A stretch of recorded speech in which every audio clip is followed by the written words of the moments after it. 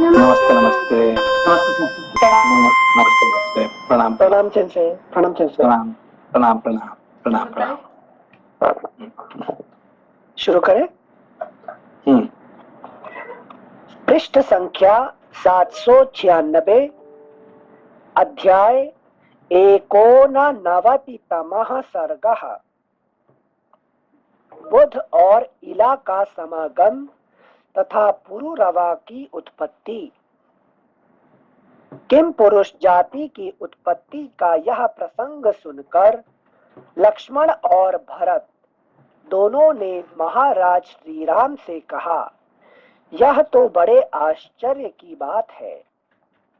तदनंतर महायशस्वी धर्मात्मा श्री राम ने प्रजापति कर्दम के पुत्र इल की इस कथा को फिर इस प्रकार कहना आरंभ किया। वे सब किन्नरियां पर्वत के किनारे चली गईं। यह देख मुनि श्रेष्ठ बुध ने उस रूपवती स्त्री से हंसते हुए से कहा, सुमुखी, मैं सोम देवता का परम प्रिय पुत्र हूँ। वरारोहे, मुझे अनुराग और स्नेह भरी दृष्टि से देखकर अपनाओ। स्वजनों से रहित उस सूने स्थान में बुध की यह बात सुनकर इला उन परम सुंदर महातेजस्वी बुध से इस प्रकार बोली, सौम्य सोम कुमार, मैं अपनी इच्छा के अनुसार विचरने वाली स्वतंत्र हूँ, किंतु इस समय आपकी आज्ञा के अधीन हो रही हूँ। अतः मुझे उचित सेवा के लिए आदेश दीजिए और जैसी आपकी इच्छा हो वैसा कीजिए। इला का यह अद्भुत वचन सुनकर कामासक्त सोमपुत्र को बड़ा हर्ष हुआ। वे उसके साथ रमण करने लगे। मनोहर मुख वाली इला के साथ अतिशय रमण करने वाले कामासक्त बुध का वैशाख मास एक क्षण के समान बीत गया। अगला पृष्ठ संख्या 797। एक मास पूर्ण होने पर पूर्ण चंद्रमा के समान मनोहर मुख वाले प्रजापति पुत्र श्रीमान इल अपनी शैया पर जाग उठे। उन्होंने देखा सोमपुत्र बुध वहां जलाशय में तप कर रहे हैं। उनकी भुजाएं ऊपर को उठी हुई हैं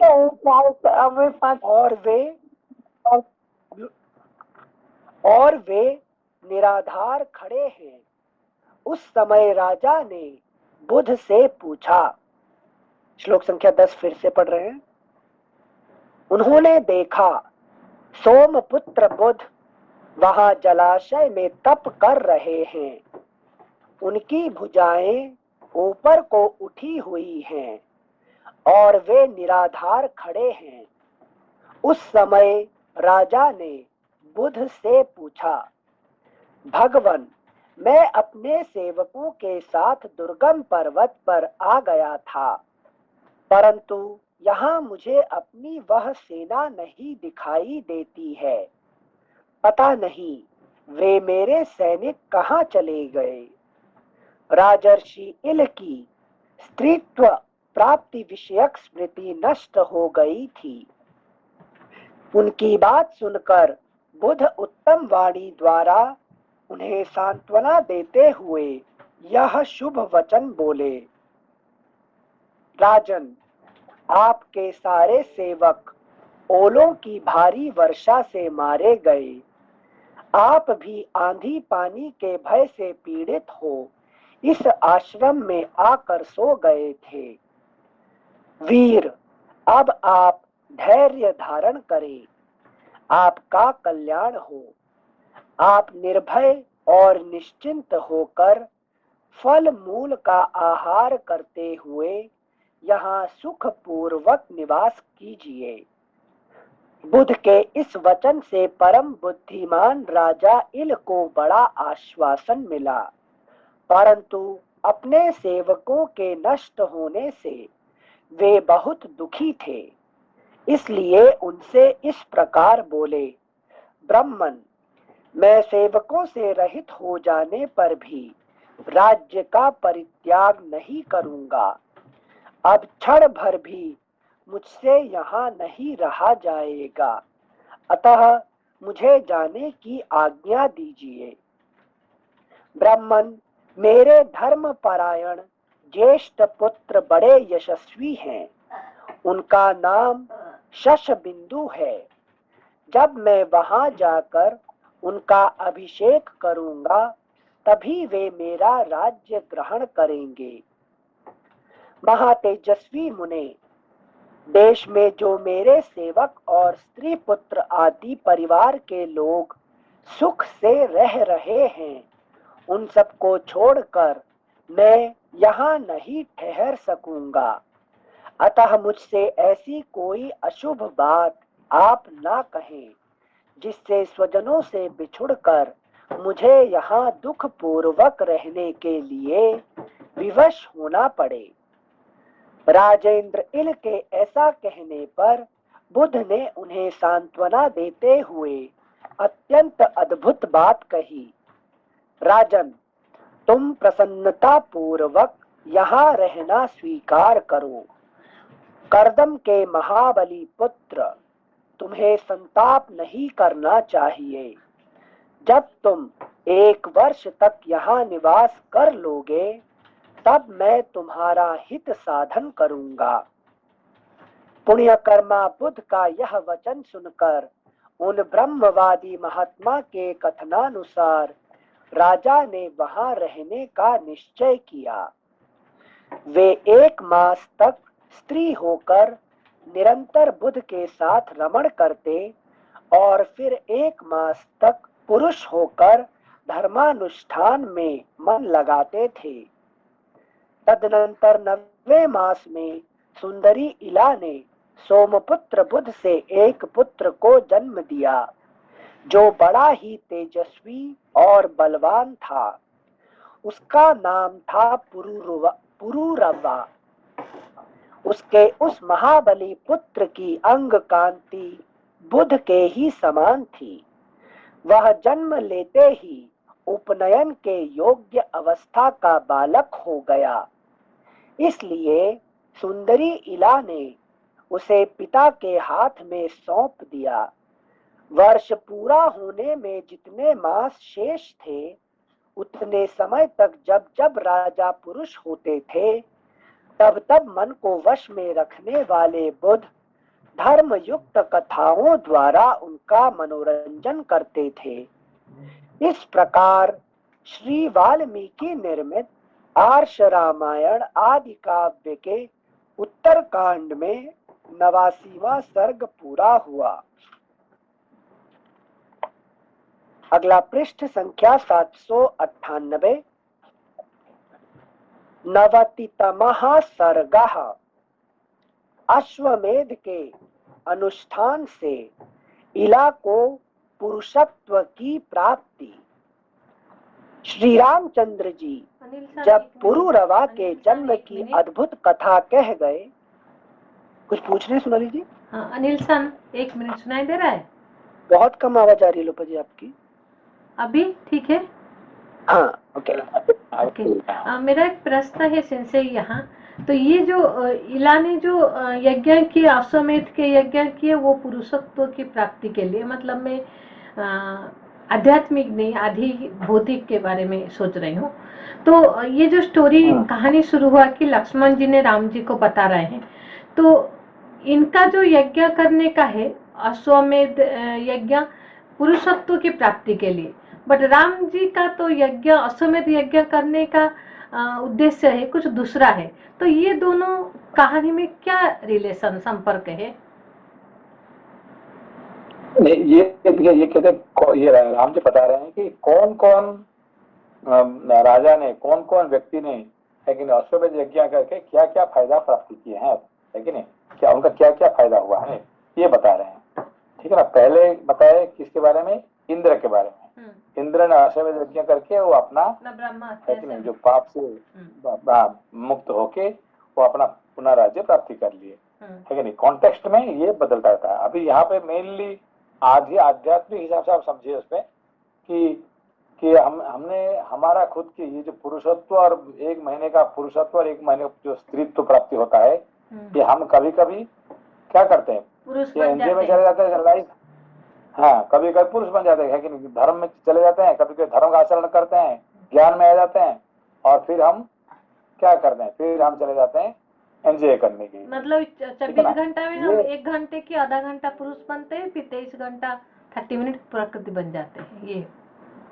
और समटाइम्स हमने कभी कभी यह चलो हम ये करेंगे वो करेंगे, अपना बहुत सारे है कि नहीं भावना आ जाता है कि हम कुछ करेंगे, फिर अन्य मुझे काम करना, मुझे ये करना, मुझे है कि नहीं वो करना, फिर अपने फिर संसार में घुस जाता है कि नहीं। ये हमारे ऐसे करते करते जिंदगी भर, तो अश्वमेध यज्ञ करने से क्या होगा, फिर पूर्ण नहीं जो ब्रह्मत्व प्राप्ति होगा, इसको पुरुषत्व प्राप्ति होगा कहते हैं उसको।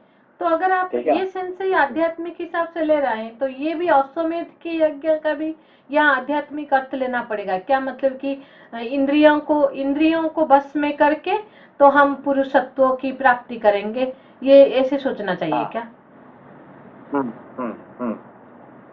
ठीक है, ओके, थैंक यू। ठीक है, सिंसे एक मिनट, सिंसे ये जो लास्ट वाला पोर्शन आप बोले, हम ये कई बार सेंटेंस सुनते हैं कि हम कार्यों से अब रिटायरमेंट ले लेंगे, तो रिटायरमेंट लेने की इच्छा है लेकिन रिटायरमेंट ले नहीं पाते, तो उसमें जो अश्वमेध यज्ञ हमें कैसे मानसिक रूप में हेल्प कर सकता है कि हम कार्य से रिटायरमेंट तो ले नहीं सकते लेकिन एटलीस्ट कुछ जानते हुए कार्य ना चालू करें, वो भावना कैसे जनरेट कर सकते हैं? देखिए हमने क्या कहते हैं, जो कर्म होता है, कर्म किसका वश में है कि मनुष्य कर्म का वश में होता है, ठीक है ना। कार्य कर्म का वश में होता है। हमारा प्रारब्ध में जो है हम वही कर्म करते आए हैं, करते जाएंगे आगे, ठीक है ना। ये हमारे कार्य क्या होता है, कर्म के वश में रहता है, ठीक है ना। ये समझ में आया ना। हाँ, कि प्रारब्ध हमारी भावना कि हमारे पुरुषार्थ करके हमें क्या प्राप्ति होगा कि पुरुषत्व का प्राप्ति होगा, ठीक है ना। पुरुषार्थ करके हमें पुरुषत्व को प्राप्ति होगा, है कि नहीं। तो एक प्रारब्ध के वश में और एक पुरुषार्थ के वश में, ये दो अलग अलग, समझ में आया आपको दोनों? इतना समझ में आ गया कि कार्य कर्म जो कर रहे हैं वो सब प्रारब्ध के बस में, वो तो कर्म चलता रहेगा। और पुरुषार्थ से उसको हम कुछ नहीं कर सकते। हाँ, पुरुषार्थ से पुरुषत्व को प्राप्त कर सकते हैं, प्राप्ति होगा। अब स्त्रीत्व किसका वश में है? प्रारब्ध के वश में, प्रारब्ध के वश में है। स्त्रीत्व प्रारब्ध के वश में है, और पुरुषत्व किसका वश में है? पुरुषार्थ के वश, पुरुषार्थ के वश में, है कि नहीं। हाँ, ये दोनों अपने को ये करना है, ठीक है ना। ये दोनों को समझना चाहिए। अब समझा कभी? अभी देखिए राम जी, अभी देखिए अभी राम जी का धीरे धीरे रामायण खत्म होने वाला। खत्म होने का मतलब क्या? राम जी वापस जाएंगे। तो वापस जाएंगे तो कैसे जाएंगे, है कि नहीं? पुरुष होके जाएंगे कि स्त्री होके जाएंगे? पुरुष प्राप्ति करने मतलब है कि पुरुष होके जाएंगे, है कि नहीं? पुरुष होके जाएंगे, है कि नहीं। तो यहाँ पे यही बात अभी है कि नहीं। हम हमें संसार से जाएंगे, हमें स्त्री होके नहीं जा सकते। पुरुष स्त्री होके यहीं पे रुकेंगे। पुरुष होके पुरुषत्व प्राप्ति करके पुरुषार्थ करके फिर संसार से जाने के लिए हम रास्ता करना पड़ेगा, ठीक है ना। थैंक यू सिंसे, उत्तर मिल गया। मतलब सिंसे कर्म का वाहन वो तो प्रारब्ध है, तो चलता रहेगा, लेकिन पुरुषार्थ डालते रहो पुरुषत्व को पाने के लिए, बढ़ाने के लिए, जो कह सकते हैं। Thank you sensei. हाँ, नवतितमः सर्गः, अश्वमेध के अनुष्ठान से इला को पुरुषत्व की प्राप्ति। श्लोक संख्या 1। श्री रामचंद्र जी जब पुरुरवा के जन्म की अद्भुत कथा कह गए, तब लक्ष्मण तथा महायशस्वी भरत ने पुनः पूछा, नरश्रेष्ठ, सोमपुत्र बुध के यहाँ 1 वर्ष तक निवास करने के पश्चात इला ने क्या किया, यह ठीक ठीक बताने की कृपा करें। प्रश्न करते समय उन दोनों भाइयों की वाणी में बड़ा माधुर्य था। प्रश्न करते समय उन दोनों भाइयों की वाणी में बड़ा माधुर्य था। उसे सुनकर श्री राम ने प्रजापति पुत्र इल के विषय में फिर इस प्रकार कथा आरंभ की। शूरवीर इल जब 1 मास के लिए पुरुष भाव को प्राप्त हुए, तब परम बुद्धिमान महायशस्वी बुध ने परम उदार महात्मा संवर्त को बुलाया। भृगुपुत्र च्यवन मुनि, अरिष्ट नेमी, प्रमोदन, मोदकर और दुर्वासा मुनि को भी आमंत्रित किया। फिर से पढ़ रहे हैं श्लोक संख्या 5। भृगुपुत्र च्यवन मुनि, अरिष्ट नेमी, प्रमोदन, मोदकर और दुर्वासा मुनि को भी आमंत्रित किया। इन सबको बुलाकर बातचीत की कला जानने वाले तत्वदर्शी बुध ने धैर्य से एकाग्र चित्त रहने वाले इन सभी सुहृदों से कहा, मैं ये महाबाहु राजा इल प्रजापति करदम के पुत्र हैं। इनकी जैसी स्थिति है इसे आप सब लोग जानते हैं। अतः इस विषय में ऐसा कोई उपाय कीजिए जिससे इनका कल्याण हो।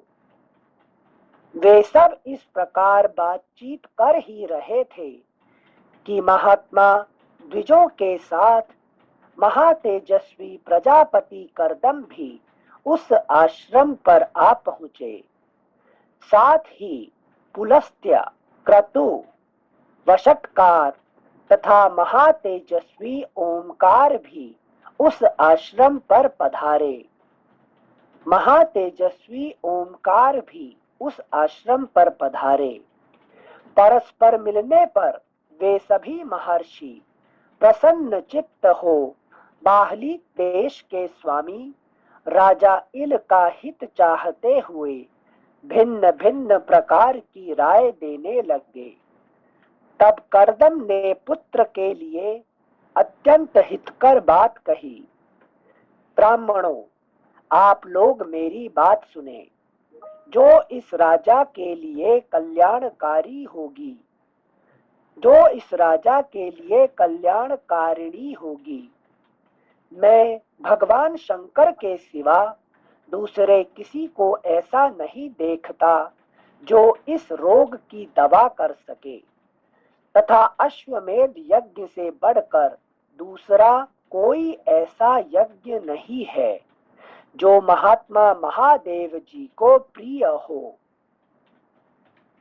तथा अश्वमेध यज्ञ से बढ़कर दूसरा कोई ऐसा यज्ञ नहीं है जो महात्मा महादेव जी को प्रिय हो। अतः हम सब लोग राजा इल के हित के लिए उस दुष्कर यज्ञ का अनुष्ठान करें। करदम के ऐसा कहने पर उन सभी श्रेष्ठ ब्राह्मणों ने भगवान रुद्र की आराधना के लिए उस यज्ञ का अनुष्ठान ही अच्छा समझा। संवर्त के शिष्य तथा शत्रु नगरी पर विजय पाने वाले सुप्रसिद्ध राजर्षि मरुत ने उस यज्ञ का आयोजन किया। फिर तो बुध के आश्रम के निकट वह महान यज्ञ संपन्न हुआ तथा उससे महायशस्वी रुद्रदेव को बड़ा संतोष प्राप्त हुआ। यज्ञ समाप्त होने पर परमानंद से परिपूर्ण चित्त हुए भगवान उमापति ने इल के पास ही उन सब ब्राह्मणों से कहा। अगला पृष्ठ संख्या 799।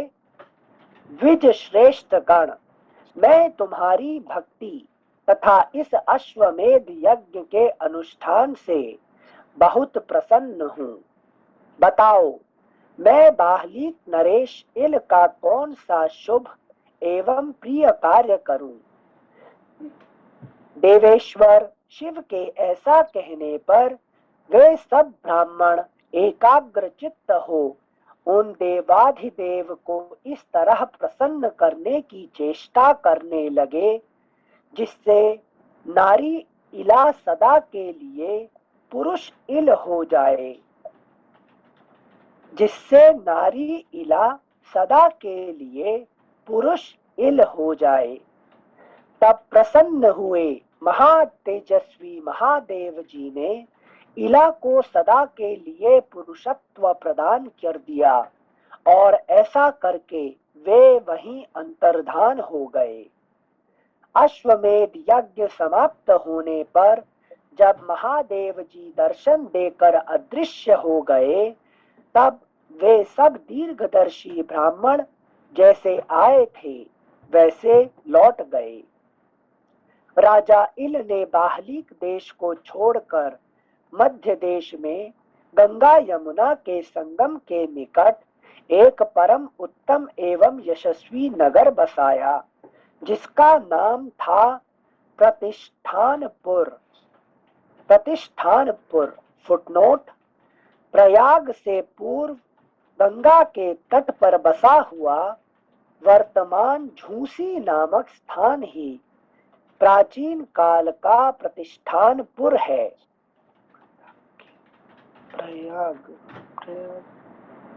प्रयागराज के लिए बोल रहे हैं? प्रयागराज नहीं है, प्रयागराज के पास में। अच्छा, okay okay. Pratishthanpur, okay, thank you sensei. श्लोक संख्या 21। राजा इल ने बाहलिक देश को छोड़कर मध्य देश में गंगा यमुना के संगम के निकट एक परम उत्तम एवं यशस्वी नगर बसाया जिसका नाम था प्रतिष्ठानपुर। शत्रु नगरी पर विजय पाने वाले राजर्षि शशबिंदु ने बाहलिक देश का राज्य ग्रहण किया और प्रजापति कर्दम के पुत्र बलवान राजा इल प्रतिष्ठानपुर के शासक हुए। समय आने पर राजा इल शरीर छोड़कर परम उत्तम ब्रह्मलोक को प्राप्त हुए और इला के सीधा कहाँ गए? सीधा ब्रह्मलोक। ब्रह्मलोक, हाँ ठीक है ना। हाँ, यूजुअली सब लोग ब्रह्मलोक में आ सकते हैं, ठीक है ना, क्योंकि पुरुष सदैव के लिए पुरुष हो गए, ठीक है ना, ब्रह्मत्व प्राप्ति कर लिए। सॉरी कंफ्यूज है यहाँ पे। इल को ब्रह्मत्व प्राप्त हो गया क्योंकि वो पूर्ण रूप से पुरुष हो गए और इनका जो स्त्री भाग था इला वो रह गया यहाँ पे, नहीं समझ पाया। जो प्रकृति तो यही रहेगी, है कि नहीं? प्रकृति जो हमारा शरीर मृत्यु के बाद क्या होगा? यहीं पे रहेगा, शरीर नहीं जाएगा। आत्मा चला जाएगा मगर शरीर यहीं पे ही रहेगा, है कि प्रकृति का कोई परिवर्तन नहीं होता, वहीं पे परमानेंट रहता है, ठीक है। पुरुष ही चला जाता है, ठीक है, किसी से डायरेक्ट ब्रह्मलोक को पुरुष जान गए तो। Okay okay, thank you sensei. श्लोक संख्या 23 फिर से पढ़ रहे हैं। समय आने पर राजा इल शरीर छोड़कर परम उत्तम ब्रह्मलोक को प्राप्त हुए और इला के पुत्र राजा पुरुरवा ने प्रतिष्ठानपुर का राज्य प्राप्त किया। पुरुष श्रेष्ठ भरत और लक्ष्मण, अश्वमेध यज्ञ का ऐसा ही प्रभाव है। जो स्त्री रूप हो गए थे उन राजा इल ने इस यज्ञ के प्रभाव से पुरुषत्व प्राप्त कर लिया तथा और भी दुर्लभ वस्तुएं हस्तगत कर ली। इस प्रकार श्री वाल्मीकि निर्मित आर्ष रामायण आदि काव्य के उत्तर कांड में 90वां सर्ग पूरा हुआ। すいません、アニルさん。どうぞ。ありがとうございます。先生、すいません。今、アシュワメーダヤギャ、I have to speak in English. just now we learned in this chapter that like Ira offered Ashwamedh Yajna in the name of Shivaji. But before, Indraji offered Ashwamedh Yajna in the name of Vishnu, I suppose. So this Ashwamedh Yajna is offered to any god or without god, or what the criteria? Not the gods are not important in Ashwamedh Yajna. God is not important. Okay. Your Ashwamedh Yajna is you realizing yourself. That's the main important. Okay. So you realizing you as the Purush, not as a Stree. Okay. So the moment you realize that I am Brahman, I am Purush, what it means? I am Brahman. Okay. That time you get enlightenment. Okay. So here the God is not so important. But here for the okay, Lord Shiva appears. Okay.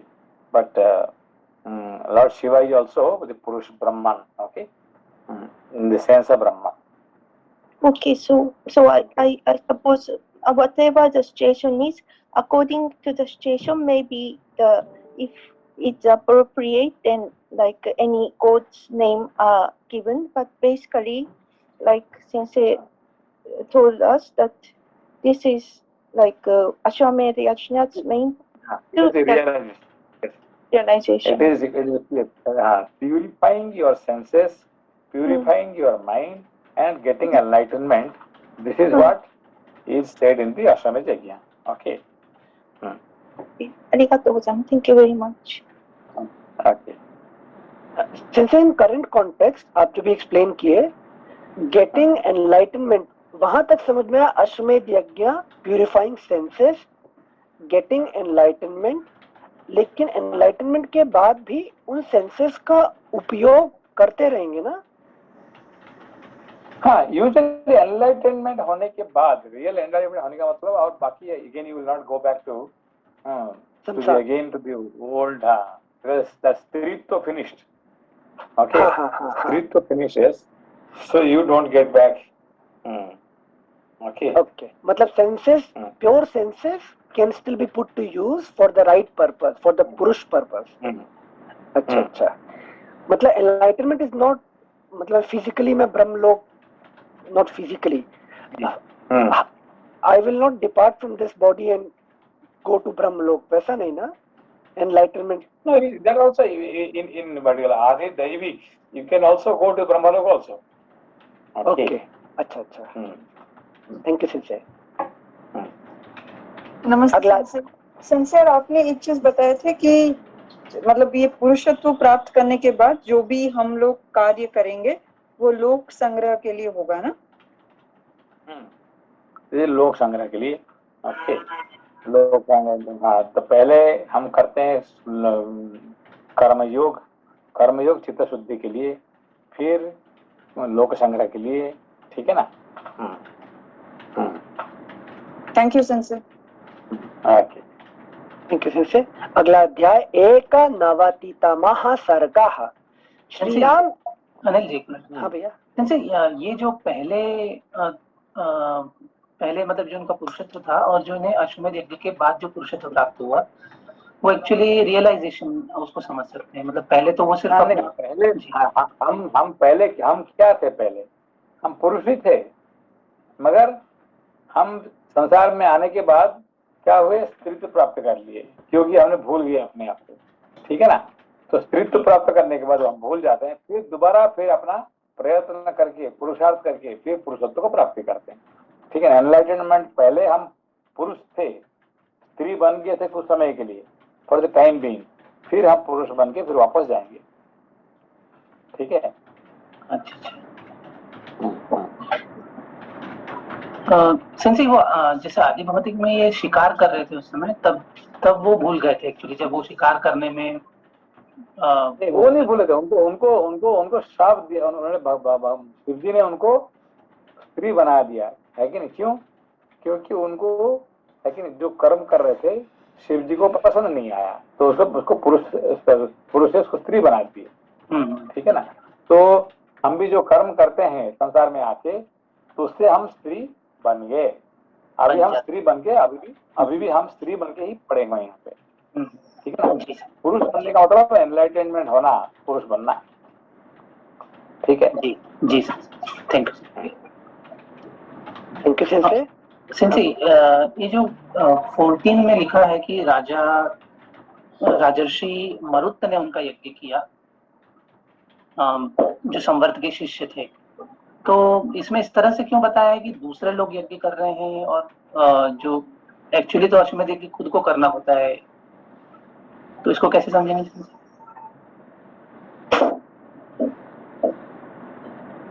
श्लोक संख्या 14 कह रहे हैं, संवर्त के शिष्य तथा शत्रु नगरी पर विजय पाने वाले सुप्रसिद्ध राजर्षि मरुत ने उस यज्ञ का आयोजन किया।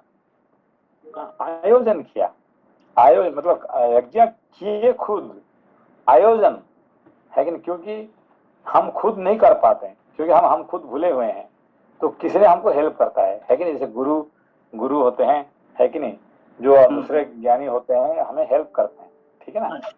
काम करना खुद को ही करना पड़ता है, एनलाइटनमेंट खुद ही करना पड़ता है, but others can help us. अच्छा ठीक है, हाँ जी थैंक यू। आपको खुद को ही पढ़ना पड़ेगा, मगर हम क्या करेंगे आपको, है कि नहीं भाई, क्या हम आपको ये रामायण पढ़ लीजिए, महाभारत पढ़ लीजिए, भागवत पढ़ लीजिए, हम आपको सजेशन करेंगे, है कि नहीं, आपको रास्ता खोल देंगे, पर करना खुद को ही पड़ेगा। आपको खुद को ही शास्त्र अध्ययन करना पड़ेगा। जी ठीक है ना। जी थैंक यू। जिनसे मैं गांव की सत्यनारायण कथा याद आ गई। पंडित जी को बुला देते हैं, वो कथा पढ़ते हैं और हम लोग अपने काम में बिजी हो जाते हैं। हाँ, पंडित जी एनलाइटमेंट हम पाएंगे और हम अपना खाना पीने में हम ये करने में, हम दूसरे काम में चले जाएंगे। हाँ, जिनसे अनिल जी की बात से बस थोड़ा सा याद आ गया कि हम भी सत्यनारायण कथा भी संडे का मतलब मन बना रहे हैं और करेंगे जी। जिनसे इसीलिए हम आपको सुबह में फोन कर रहे थे एक्चुअली। अच्छा मैं फोन कर, एक्चुअली सुबह आज थोड़ा मैं फोन कहीं रख के मीटिंग में भी चला गया था। अच्छा हाँ जी, तो कुछ फोन रख के कहीं पे। अच्छा सेंसे इसी कॉन्टेक्स्ट में एक प्रश्न था कि जैसे हम आपको बताया था मैंने कि 27 को हम एक और कंपनी दूसरी ज्वाइन कर रहे हैं विप्रो से, मतलब विप्रो छोड़ के दूसरी कंपनी ज्वाइन कर रहे हैं पूना में। तो सेंसे एक जो हम डेट देखते हैं कि ज्वाइन करना है कोई भी कार्य करने के पहले, तो अगर अपने को अपनी चॉइस की ना मिल पाए, वो कहते हैं कि टेक्निकल प्रॉब्लम है इस वजह से डेट चेंज नहीं हो सकती करके, तो उस केस में क्या करना चाहिए? डेट में क्या फर्क पड़ेगा आपको? डेट से क्या फर्क पड़ेगा? जनरली देखते हैं ना डेट में आपको मिल रहा है वही अच्छा डेट है। नहीं इसमें जो डेट में आपको मिल रहा है वही अच्छा डेट है, बस उसी दिन आप अपना कुछ यज्ञ करिए, कुछ मंत्र करिए, वो करिए जरूर, है कि नहीं। कोई भी डेट बुरा नहीं है, कौन सा डेट खराब है बताइए, है कि नहीं। हमारे जो कैलेंडर में कौन सा डेट अच्छा डेट नहीं है, ऐसा कोई है? जैसे 27 चतुर्दशी है और 28 अमावस्या है, तो चतुर्दशी के दिन हम वो डेट है 27। नहीं चतुर्दशी अमावस्या में कौन सा कार्य नहीं किया जाता है, वो अलग होता है कि नहीं। वो देव कार्य, पितृ कार्य, ये कार्य है कि नहीं, वो अलग चीज होता है। वो काम कब करेंगे कब नहीं करेंगे उसके लिए निश्चित करना पड़ेगा, आपको ज्योतिष देखना पड़ेगा, ये अलग होता है। और ये तो नौकरी का काम जब आता है वही आपको, है कि नहीं, जो आपको भेजते हैं वही आपका डेट होता है। उस समय पे आपका ज्योतिष आपका ये नहीं, गुरु नहीं है, आपका बॉस आपका गुरु है, ठीक है ना। आपका बॉस बताएगा कि किस डेट में ज्वाइन करेंगे, ज्योतिष क्या बताएगा, पंडित क्या बताएगा आपको, है कि नहीं। तो पंडित की बात मत सुनिए, आपका बॉस की बात सुनिए, ठीक है ना। और आपका ये आप उपनयन करेंगे, उपनयन के लिए आपको पंडित को जरूर पूछिए, उपनयन कब करना चाहिए, शादी कब करना चाहिए, ये कब करना पड़े, वो सब आप धर्म काम के लिए आप पंडित को पूछिए। और नौकरी के लिए पंडित को पूछना करेंगे तो बॉस क्या करेगा, है कि नहीं। बॉस बोलेगा मत आओ। है कि नहीं। तो ये काम ये अच्छा नहीं है, बुरा नहीं है, ये चतुर्दशी अमावस्या ये सब है ना, वो काम के लिए, धर्म काम के लिए, ठीक है ना। जी thank you thank you sensei, thank you भैया। अगला अध्याय 91तमः सर्गः। श्री राम के आदेश से अश्वमेध यज्ञ की तैयारी। अपने दोनों भाइयों को यह कथा सुनाकर अमित तेजस्वी श्री रामचंद्र जी ने लक्ष्मण से पुनः यह धर्म युक्त बात कही। लक्ष्मण, मैं अश्वमेध यज्ञ कराने वाले ब्राह्मणों में अग्रगण्य एवं सर्वश्रेष्ठ वशिष्ठ, वामदेव, जाबाली और काश्यप आदि सभी द्विजों को बुलाकर और उनसे सलाह लेकर पूरी सावधानी के साथ शुभ लक्षणों से संपन्न घोड़ा छोड़ूंगा। रघुनाथ जी के कहे श्लोक संख्या 2 फिर से पढ़ रहे हैं। लक्ष्मण, मैं अश्वमेध यज्ञ कराने वाले ब्राह्मणों में अग्रगण्य एवं सर्वश्रेष्ठ वशिष्ठ, वामदेव, जाबाली और काश्यप आदि सभी द्विजों को बुलाकर और उनसे सलाह लेकर पूरी सावधानी के साथ शुभ लक्षणों से संपन्न घोड़ा छोड़ूंगा। रघुनाथ जी के कहे हुए इस वचन को सुनकर शीघ्रगामी लक्ष्मण ने समस्त ब्राह्मणों को बुलाकर उन्हें श्री रामचंद्र जी से मिलाया। उन ब्राह्मणों ने देखा देवतुल्य तेजस्वी और अत्यंत दुर्जय श्री राघवेंद्र हमारे चरणों में प्रणाम करके खड़े हैं। तब उन्होंने शुभ आशीर्वादों द्वारा उनका सत्कार किया। अगला पृष्ठ संख्या 800। उस समय रघुकुल भूषण श्री राम हाथ जोड़कर उन श्रेष्ठ ब्राह्मणों से अश्वमेध यज्ञ के विषय में धर्म युक्त श्रेष्ठ वचन बोले। वे सब ब्राह्मण भी श्री राम की वह बात सुनकर भगवान शंकर को प्रणाम करके सब प्रकार से अश्वमेध यज्ञ की सराहना करने लगे। अश्वमेध यज्ञ के विषय में उन श्रेष्ठ ब्राह्मणों का अद्भुत ज्ञान से युक्त वचन सुनकर श्री रामचंद्र जी को बड़ी प्रसन्नता हुई।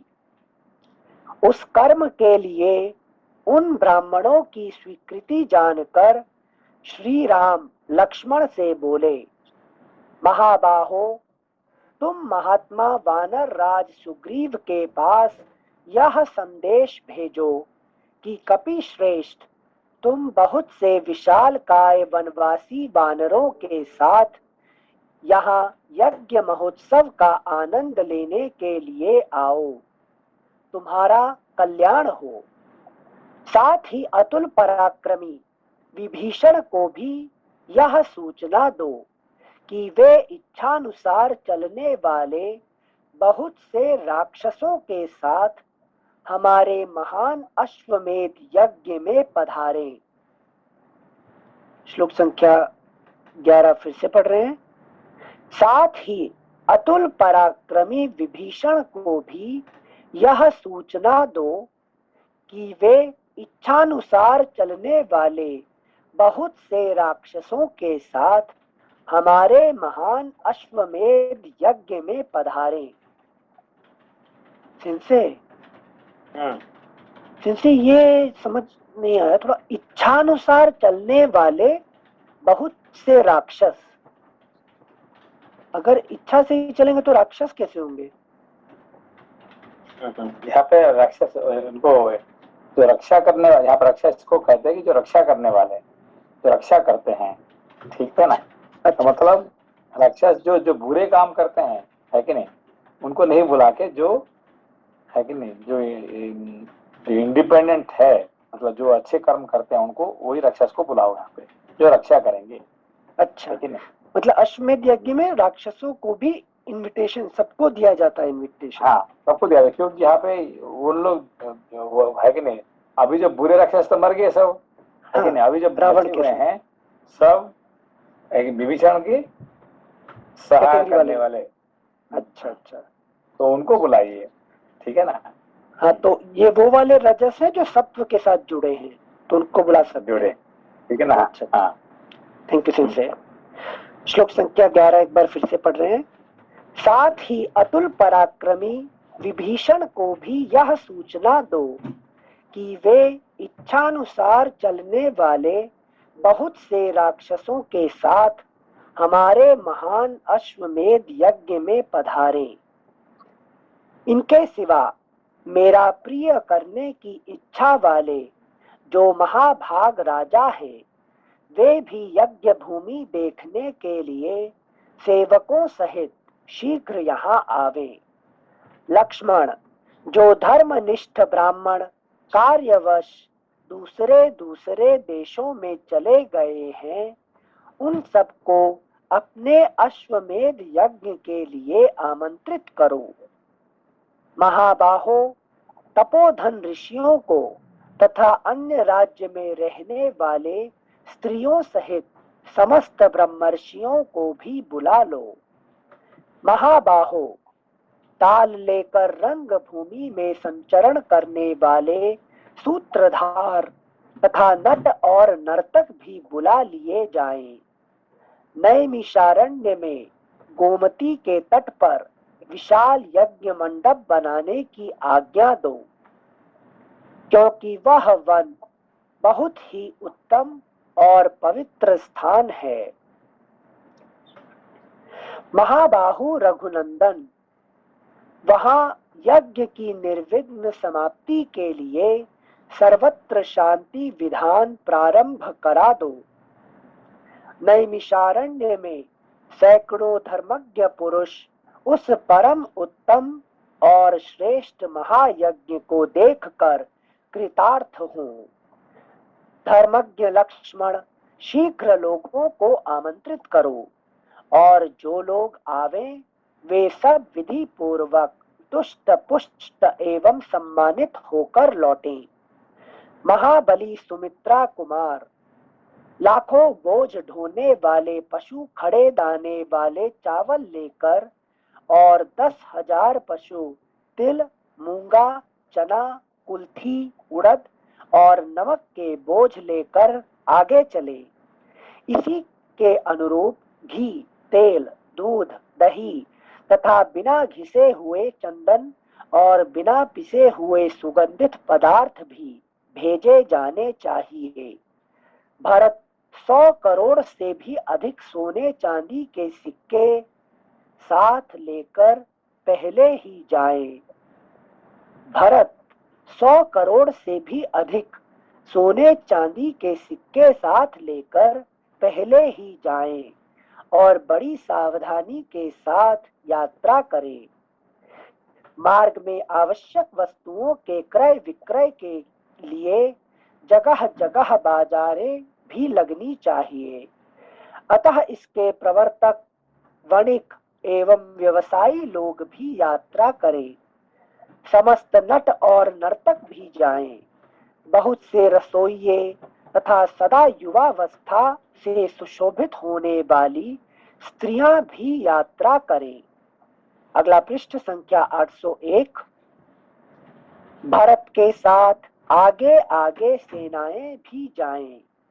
महायशस्वी भरत शास्त्र वेत्ता विद्वानों, बालकों, वृद्धों, एकाग्र चित्त वाले ब्राह्मणों, काम करने वाले नौकरों, बढ़इयों, कोषाध्यक्षों, वैदिकों, मेरी सब माताओं, कुमारों के अंतःपुरों, भरत आदि की स्त्रियों, मेरी पत्नी की सुवर्णमयी प्रतिमा, मेरी पत्नी की सुवर्णमयी प्रतिमा तथा यज्ञ कर्म की दीक्षा के जानकार ब्राह्मणों को आगे करके पहले ही यात्रा करें।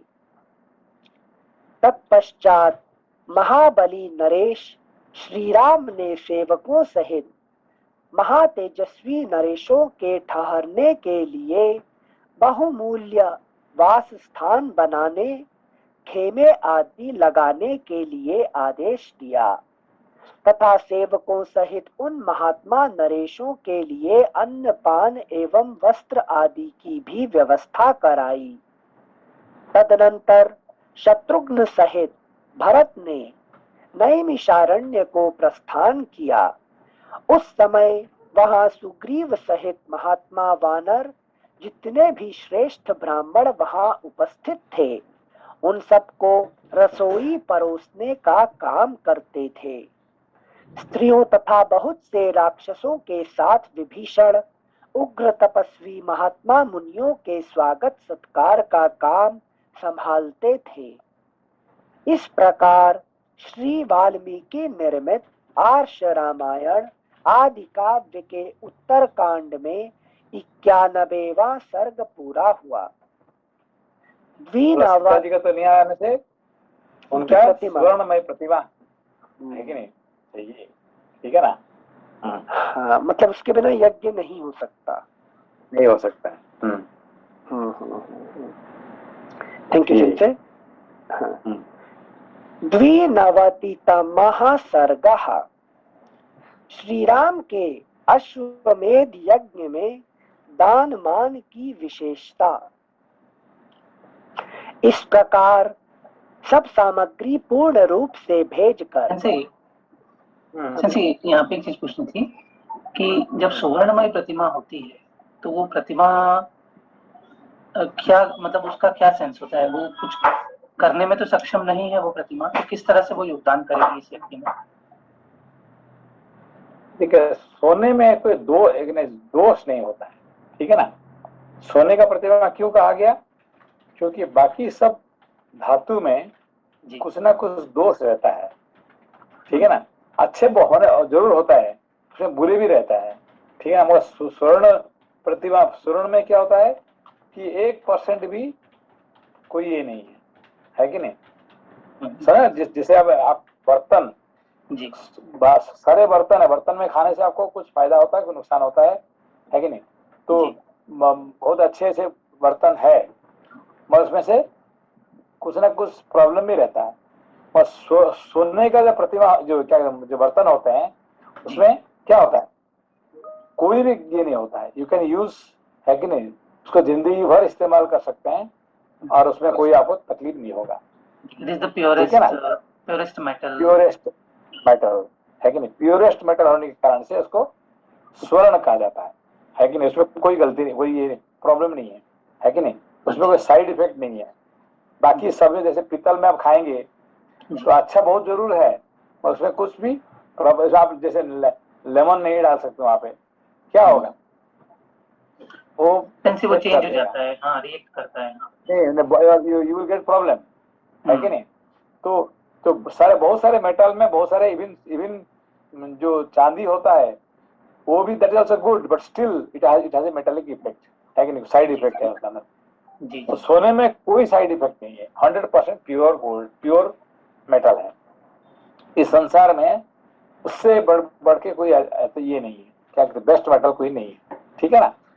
तो ये जो असली सीता और ये जो स्वर्ण सीता में क्या फर्क क्या है? You can find some mistake in real Sita, but you can never find any mistake in स्वर्ण सीता। अभी समझे बात को? अच्छा जी ठीक जी, धन्यवाद। Thank you sensei. अगला अध्याय द्विनवतितमः सर्गः। श्री राम के अश्वमेध यज्ञ में दान मान की विशेषता। इस प्रकार सब सामग्री पूर्ण रूप से भेजकर भरत के बड़े भाई श्री राम ने उत्तम लक्षणों से संपन्न तथा कृष्णासार मृग के समान काले रंग वाले एक घोड़े को छोड़ा। ऋत्विजों सहित लक्ष्मण को उस अश्व की रक्षा के लिए नियुक्त करके श्री रघुनाथ जी सेना के साथ नैमिषारण्य को गए। वहां बने हुए अत्यंत अद्भुत यज्ञ मंडप को देखकर महाबाहु श्री राम को अनुपम प्रसन्नता प्राप्त हुई और वे बोले, नैमिषारण्य में निवास करते समय श्री रामचंद्र जी के पास भूमंडल के सभी नरेश भांति भांति के उपहार ले आए और श्री रामचंद्र जी ने उन सब का स्वागत सत्कार किया। उन्होंने अन्न, पान, वस्त्र तथा अन्य सब आवश्यक सामान उन्हें अन्न, पान, वस्त्र तथा अन्य सब आवश्यक सामान दिए गए। शत्रुघ्न सहित भरत उन राजाओं के स्वागत सत्कार में नियुक्त किए गए। सुग्रीव सहित महामनस्वी वानर परम पवित्र एवं संयत चित्त हो उस समय वहां ब्राह्मणों को भोजन परोसते थे। बहुतेरे राक्षसों से घिरे हुए विभीषण अत्यंत सावधान रहकर उस उग्र तपस्वी ऋषियों के सेवा कार्य में संलग्न थे। एक मिनट, श्लोक संख्या 7 फिर से पढ़ रहे हैं। बहुतेरे राक्षसों से घिरे हुए विभीषण अत्यंत सावधान रहकर उग्र तपस्वी ऋषियों के सेवा कार्य में संलग्न थे। अगला पृष्ठ संख्या 802। महाबली नर श्रेष्ठ श्री राम ने सेवकों सहित महामनस्वी भूपालों को ठहरने के लिए बहुमूल्य वास स्थान खेमे दिए। इस प्रकार सुंदर ढंग से अश्वमेध यज्ञ का कार्य प्रारंभ हुआ और लक्ष्मण के संरक्षण में रहकर घोड़े के भूमंडल में भ्रमण का कार्य भी भली भांति संपन्न हो गया। राजाओं में सिंह के समान पराक्रमी महात्मा श्री रघुनाथ जी का वह श्रेष्ठ यज्ञ इस प्रकार उत्तम विधि से होने लगा। उस अश्वमेध यज्ञ में केवल एक ही बात सब और सुनाई पड़ती थी। जब तक याचक संतुष्ट ना हो तब तक उनकी इच्छा के अनुसार सब वस्तुएं दिए जाओ। इसके सिवा दूसरी बात नहीं सुनाई देती थी। इस प्रकार महात्मा श्री राम के श्रेष्ठ यज्ञ में नाना प्रकार के गुड़ के बने हुए खाद्य पदार्थ और खांडव आदि तब तक निरंतर दिए जाते थे जब तक कि पाने वाले पूर्णतः संतुष्ट होकर बस ना कर दे। जब तक याचकों के मन की बात ओठ से बाहर नहीं निकलने पाती थी तब तक ही राक्षस और वानर उन्हें उनकी अभीष्ट वस्तुएं दे देते थे। यह बात सबने देखी। राजा श्री राम के उस श्रेष्ठ यज्ञ में हृष्ट पुष्ट मनुष्य भरे हुए थे। वहां कोई भी मलिन, दीन अथवा दुर्बल नहीं दिखाई देता था। उस यज्ञ में जो चिरजीवी महात्मा मुनि पधारे थे उन्हें ऐसे किसी भी यज्ञ का स्मरण नहीं था जिसमें दान की ऐसी भूमि रही हो। वह यज्ञ दान राशि से पूर्णतः अलंकृत दिखाई देता था। जिसे सुवर्ण की आवश्यकता थी वह सुवर्ण पाता था। धन चाहने वाले को धन मिलता था और रत्न की इच्छा वाले को रत्न। वहां निरंतर दिए जाने वाले चांदी, सोने, रत्न और वस्त्रों के ढेर लगे दिखाई देते थे। वहां आए हुए तपस्वी मुनि कहते थे कि ऐसा यज्ञ तो पहले कभी इंद्र, चंद्रमा, यम और वरुण के यहाँ भी नहीं देखा गया। वानर और राक्षस सर्वत्र हाथों में देने की सामग्री लिए खड़े रहते थे और वस्त्र, धन तथा अन्न की इच्छा रखने वाले याचकों को अधिक से अधिक देते थे। राजसिंह भगवान श्री राम ऐसा सर्वगुण संपन्न यज्ञ 1 वर्ष से भी अधिक काल तक चलता रहा। उसमें कभी किसी बात की कमी नहीं हुई। इस प्रकार श्री वाल्मीकि निर्मित आर्ष रामायण आदि काव्य के उत्तर कांड में 92वां सर्ग पूरा हुआ। अगला पृष्ठ संख्या 803, अध्याय 93तमः सर्गः। अनिल जी, एक मिनट पूछता। हाँ भैया। से ये जो अश्वमेध यज्ञ का जो वर्णन किया है कि जो कुछ पाना चाहता था वो उसे मिल जाता था वहां पे, तो इसको किस तरह से समझना चाहिए संसे? इधर लोगों की इच्छाएं ही इतनी नहीं थी या फिर धन वास्तव में इतना होता था वहां पे? दोनों तरफ से। एक तरह से कि जितने इच्छा होते हैं इतने धन, मतलब हमारे जितने भूख है संसार में इतने खाना है कि नहीं? इस धरती पे कितने खाना है? अनंत है संसे धरती पर। कितने? संसे अनंत है, सभी लोग। आनंद नहीं है, जितने भूख है। हाँ। नहीं, जितने भूख है कि नहीं? सारे प्राणियों का भूख मिटाने के लिए ही खाना है। तो किसी को खाना नहीं मिल रहा है, अफ्रीका में खाना नहीं मिल रहा है, उसका मतलब अमेरिका में खाना को नष्ट करने वाले हैं। ठीक है ना? अच्छा। तो हम जितने फेंकेंगे इतने लोग, इतने प्राणी भूख रहेंगे। ठीक है कि नहीं? तो है कि नहीं? धरती माँ इतने खाना देती है जितने अपना बच्चे को भूख है कि सारे प्राणी धरती माँ का बेटे हैं, बच्चे हैं। उनका भूख मिटाने के लिए माँ के दूध कितने निकलता है, जितने बच्चे को भूख मिटाने के लिए इतने ही दूध निकलेगा। ठीक है ना? तो ऐसे ही धरती माँ हमारे माँ है और हमारे पेट में जितने खाना जाएगा इतने ही खाना होते। ठीक है ना? तो मगर कोई उसको नष्ट कर रहा है, इसलिए दूसरे को खाना नहीं मिल रहा है। ठीक है ना? तो एक तरह से यही अर्थ है। ठीक है जी सर। थैंक यू भैया, थैंक यू सेंसे। अगला अध्याय 93तमः सर्गः, पृष्ठ संख्या 803। श्री राम के यज्ञ में महर्षि वाल्मीकि का आगमन और उनका रामायण गान के लिए कुश और लव को आदेश।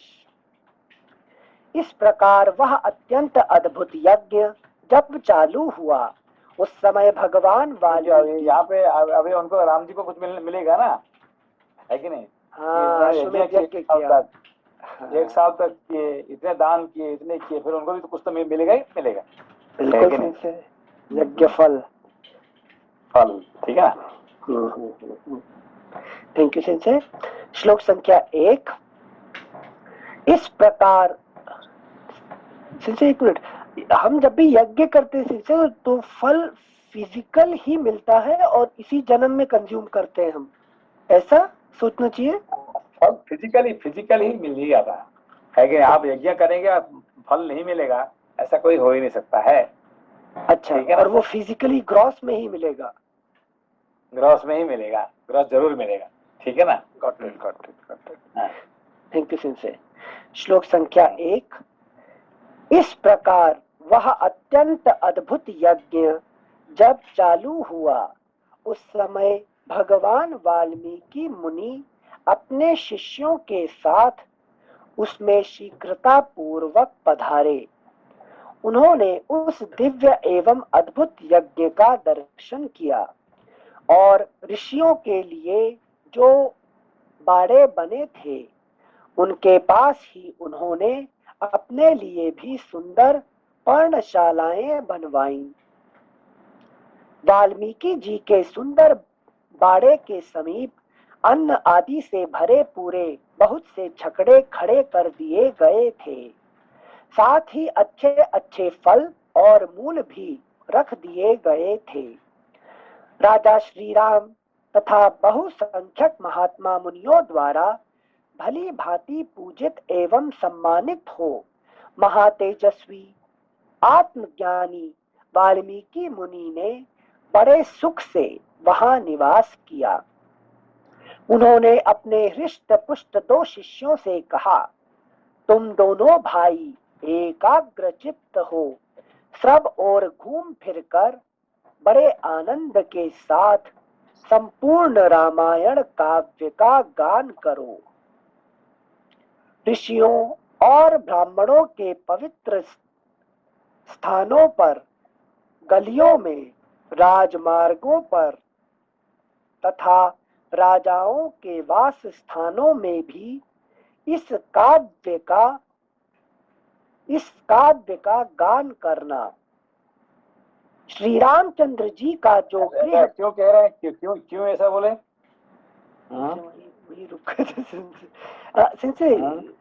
सारी प्रजा को एक मिनट, इन्होंने वाल्मीकि जी ने आश्रम में बैठकर राम जी के बारे में पूरा लिखा है और ये लवकुश ने सीखा है। अब उसको वैलिडेट करना पड़ेगा कि ये सब ट्रू है कि नहीं।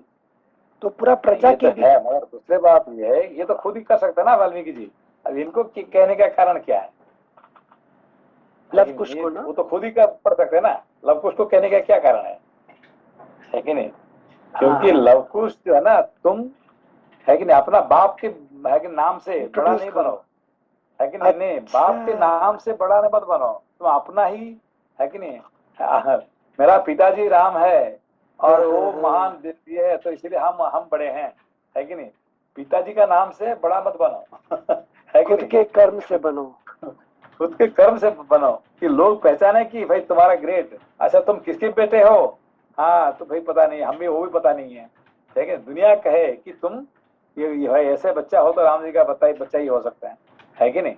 तो यही है कि नहीं, ये गुरु जी का आशीर्वाद दे रहे हैं। ये आशीर्वाद है कि तुम अपने, है कि नहीं, तुम ये मत कहना कि हम राम जी का बच्चे हैं, है कि नहीं। तुम ये कहो कि ये वाल्मीकि का शिष्य है, ठीक है ना। अच्छा, तो फिर दुनिया ढूंढेगा ये भाई किसका बच्चे हो सकता है, ठीक है ना। हाँ, गुरु के नाम से इंट्रोड्यूस करेंगे संसार को। हाँ, थैंक यू सिंसियर। श्लोक संख्या 5।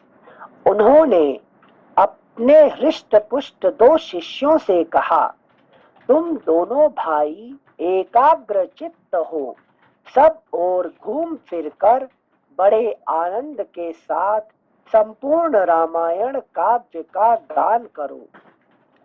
ऋषियों और ब्राह्मणों के पवित्र स्थानों पर, गलियों में, राजमार्गों पर तथा राजाओं के वास स्थानों में भी इस काव्य का गान करना। श्री रामचंद्र जी का जो गृह बना है उसके दरवाजे पर, जहाँ ब्राह्मण लोग यज्ञ कार्य कर रहे हैं, वहां तथा ऋत्विजों के आगे भी इस काव्य का विशेष रूप से गान करना चाहिए। यहाँ पर्वत के शिखरों पर नाना प्रकार के स्वादिष्ट एवं मीठे फल लगे हैं।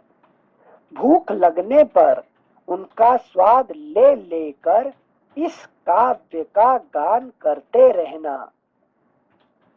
बच्चों, यहाँ के सुमधुर फल मूलों का भक्षण करने से ना तो तुम्हें कभी थकावट होगी और ना तुम्हारे गले की मधुरता ही नष्ट होने पाएगी।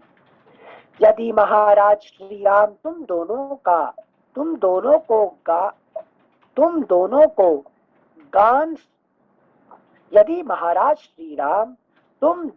का गान सुनने के लिए बुलावे तो तुम उनसे तथा वहां बैठे हुए ऋषि मुनियों से यथा योग्य विनय पूर्ण बर्ताव करना।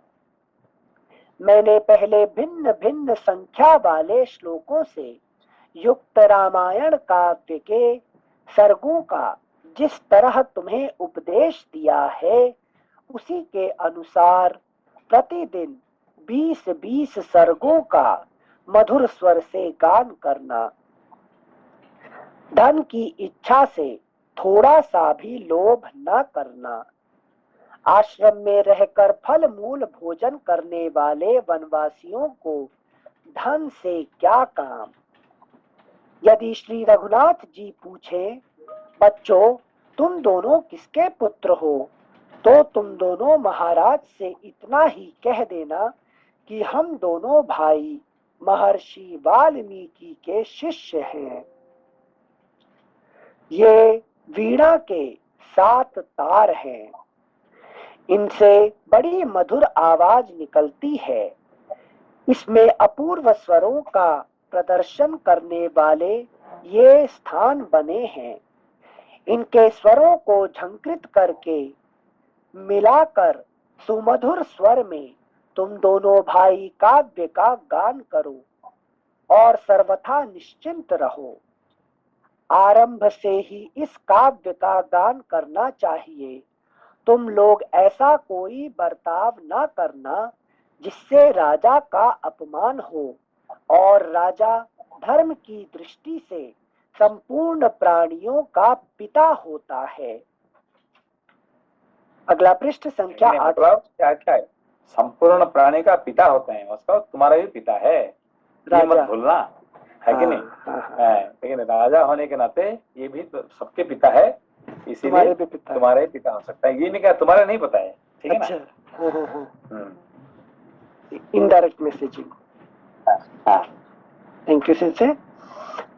अगला पृष्ठ संख्या 804। Let Ram understand again by himself that you are they are his children, है कि नहीं? ये तुम अपने आप नहीं बोलना, है कि नहीं? वो अपने आप रियलाइज करे। सिंथेक्स जी बताइए, लव कुश बहुत गुणी हैं, तो उनके गुण के प्रकाश से राम जी खुद रियलाइज करें कि ये मेरे पुत्र हैं, है कि नहीं? मतलब इतने तुम ये लोभ दिखाओ कि वो खुद ही कहे कि हमारे बच्चे ऐसा होते तो कैसे हो, है कि नहीं? कितने अच्छा होता है कि नहीं? खुद ही जब एक्सेप्ट कर लेंगे तो फिर उसका मतलब तुम्हारा, है कि नहीं? बता देना फिर धीरे से। अपने आप जाके जबरदस्ती करके करना जरूर नहीं है कि नहीं? तो अपना ऐसे गुण दिखाओ कि उनका ही लोभ हो जाए, है कि नहीं? Got it. हाँ, नहीं तो तुमसे भी परीक्षा करवाएंगे ना गाँव वाले। Thank you sensei. श्लोक संख्या 16 पृष्ठ संख्या 804। अतएव तुम दोनों भाई प्रसन्न और एकाग्र चित्त होकर कल सवेरे से ही वीणा के लय पर मधुर स्वर से रामायण गान आरंभ कर दो। इस तरह बहुत कुछ आदेश देकर वरुण के पुत्र परम उदार महामुनि वाल्मीकि चुप हो गए। श्लोक संख्या 17 फिर से पढ़ रहे हैं। इस तरह बहुत कुछ आदेश देकर वरुण के पुत्र परम उदार महामुनि वाल्मीकि चुप हो गए। मुनि के इस प्रकार आदेश देने पर मिथिलेश कुमारी सीता के वे दोनों शत्रु दमन पुत्र बहुत अच्छा, हम ऐसा ही करेंगे, यह कहकर वहां से चल दिए। शुक्राचार्य की बनाई हुई नीति संहिता को धारण करने वाले अश्विनी कुमारों की भांति ऋषि की कही हुई उस अद्भुत वाणी को हृदय में धारण करके वे दोनों कुमार मन ही मन उत्कंठित हो वहां रात भर सुख से रहे। इस प्रकार श्री वाल्मीकि निर्मित आर्ष रामायण आदि काव्य के उत्तर कांड में 93वां सर्ग पूरा हुआ। जो राजा भरत थे उनको भी ऋषि ऐसे ही उसको शिक्षा देते हैं कि तुम्हारा पिताजी, तुम ये मत कहना कि तुम मेरा पिता हो, वो कहे कि भाई, है कि नहीं, कि जो भी है ये देश का राजा होना चाहिए और इसके ये मेरा पुत्र तो है ही नहीं है, तो ये पुत्र हो बन जाएगा मेरा, तो फिर मेरा देश का उद्धार हो जाएगा, है कि नहीं? वो खुद ही कहे, ठीक है ना? ठीक है, ओके। Thank you सिंसे। कल सैटरडे है, परसों पढ़ेंगे। नमस्कार। प्रणाम।